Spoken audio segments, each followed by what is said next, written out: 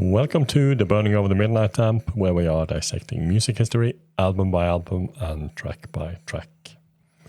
And we have arrived at the last track on David Bowie's Heathen album from 2002. A song called Heathen, The Race, the title track of the song, of the album, the 12th track. It's a song written by David Bowie, and we're just going to start by having a listen to it.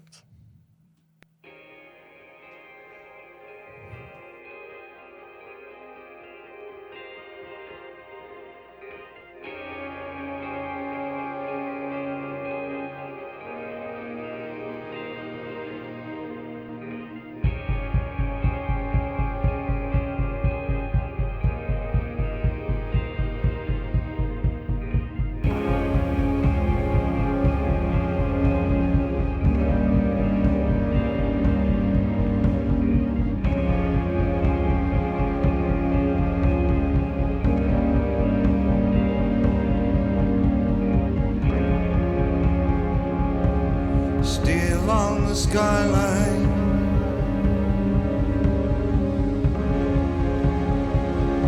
sky made of glass,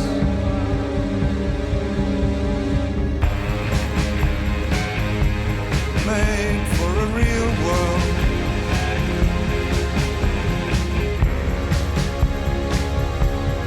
All things must pass.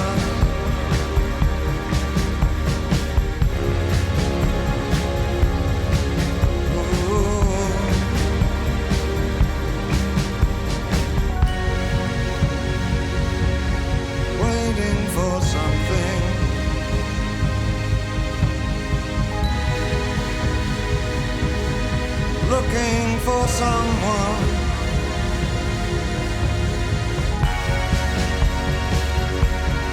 Is there no reason?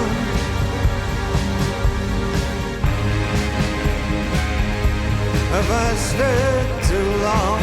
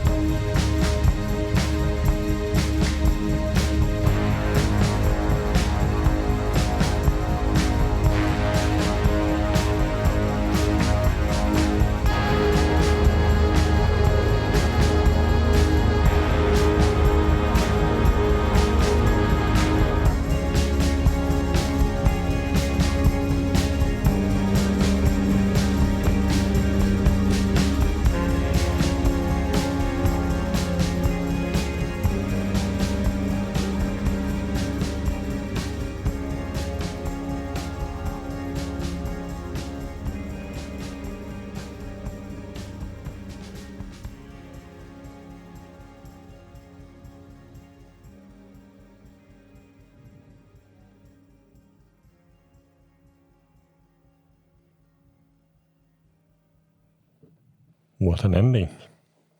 What an ending, yeah. He completely turns around after the last misstep of a 11th track, and on the 12th he just kicks the doors open with a grandiose last statement.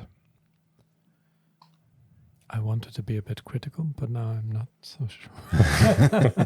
No, I like the song, and I feel it kind of ties together with the songs from side A, like Slow Burn and Slip Away and Sunday. Something that was missing now for a while. Probably also because of Thorne's guitar coming back with this loop thing going on. Mhm. Lyrically, I think he could have done a bit better job because it doesn't say me so much, but the feeling is there. Yeah, I think Sunday and Heathen the Race were written quite simultaneously, Mhm. and also they have the opening with the guitar loops of Thorne, so they are definitely bookends on this album, and he returns to the beginning in a way, but it's also very much a song of endings. It is a death song, Mhm. I would say.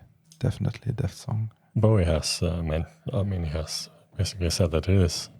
He said, Heathen is about knowing you're dying. It's a song to life, where I'm talking to life as a friend or lover. I virtually couldn't change a word the moment I sung it into the tape recorder. Yeah, we discussed this earlier when we were discussing Sunday, that it was sort of automatic writing which he tried for some different means, like the cut up to bypass the rational part of the brain and just pour out the unconscious, and the unconscious mind of him at this moment was in a place where he was philosophing about his own mortality, beginning to look at the end, as you said, Frode. He was looking to the autumn songs of Strauss, and this was sort of his first try at writing his last song. And he just continued doing that with the endings of his next album. Bring Me the Disco King and Heat could have been his last ever song, and then almost all of Black Star could have been his last ever song, and it was. But I read somewhere, I can't remember at the moment, probably Nicholas Pegg, because he's the one who knows everything about Bowie, that Bowie suggested that Heathen the Race would be the song that would end the Lazarus play. And that would have fitted very well with Lazarus, or with Newton being his death song. But it would have been a very depressing ending for the play, even more than it actually is. So I'm glad he didn't, but it means that he was still, 10, 12, 13 years after recording or releasing this, he was still thinking of this as sort of the ultimate ending song for him. Interesting. Bowie said it's a song about knowing you're dying, and that's what Bowie indeed did know when that time came. It is also, as you said, it is one of these songs that he did almost write automatically. We mentioned it on Sunday as well, and whether this quote is about Sunday or Heathen, I'm not quite sure. Could be about both of them, but you mentioned there how he didn't want to write it. It just sort of appeared on the piece of paper, and he had a very it was a traumatic moment for him. Tears running down his face when he was finished. And he's quoted here saying, possibly it was an epiphany. I don't know. I'll have to go and look at epiphany in the dictionary and see if it was an epiphany. I think it was a traumatic epiphany. Yes. Yeah. It reminds me a bit of a Norwegian poet called Henrik Wergeland from the Romantic era, who he died young of illness, and he wrote some poems while he was in the hospital, and the spring was outside the window, and he wrote this letter, this poem for spring, where he pleads the spring to come and save him. Mm-hmm. And he's looking at his window, and there's the rays and the nature and the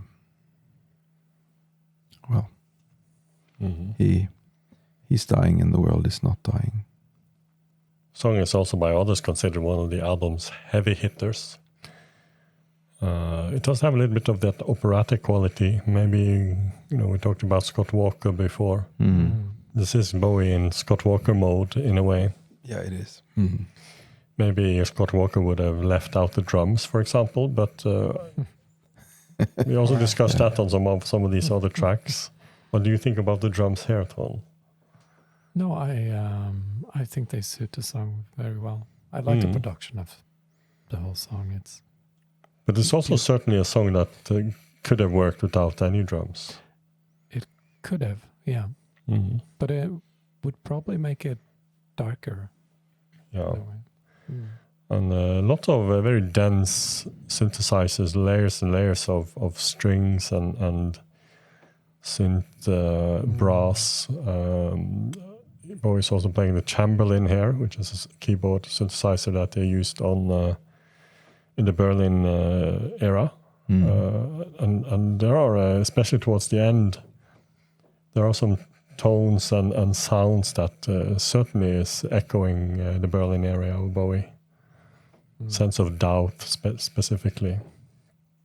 Interesting song, and I remember it also being a very, very good live song. And the three of us were at the last ever live performance of this. We actually saw the very last live performance of the 17th of June in Bergen. Okay. The first time it was played was 11th of June 2002, almost exactly 2 years before, New York. It's on the Reality Tour live album and DVD, and it was also played on TV later with Jules Holland, amongst other things. It was an acoustic version at the 2003 Tibet House benefit concert arranged by Tony Visconti. That would have been interesting to hear. I don't think I ever heard it, version, actually. no? Need to look that up, see if we can find it. He played it in total 118 times, so it's definitely one of the more played songs on Heathen and Reality. There's actually a cover version of it as well. French artist Etienne Dahoud. An album called Surf, Volumes 1 and 2, 2020. Yeah, so great ending to a very solid Bowie album. Very solid. There's a few.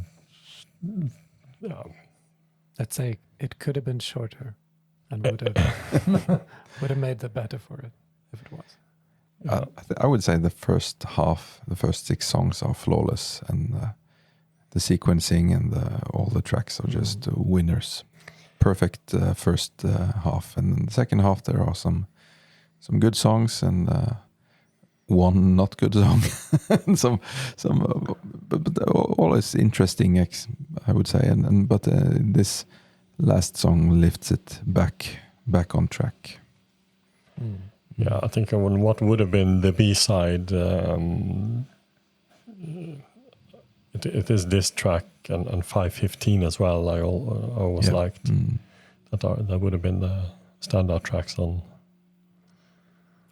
the second half of the album, at least. I agree on that. Let us know what you think about the ending and the impact it has on you. Leave a comment below. And we like to thank everyone for watching this track as well. We'll be back with another album sometime shortly, hopefully. And we also have a podcast series where we are discussing albums from start to end, more than we are discussing here on YouTube. So please listen to that if you like to hear us, even more of us, if you're not tired of us already. And we have a Patreon channel if you like to support us, where we are publishing early access to all the videos we publish on YouTube, and also the full podcast in addition to the YouTube clips. So until then, we'll see you later, and have a good day, and goodbye. Goodbye. Goodbye.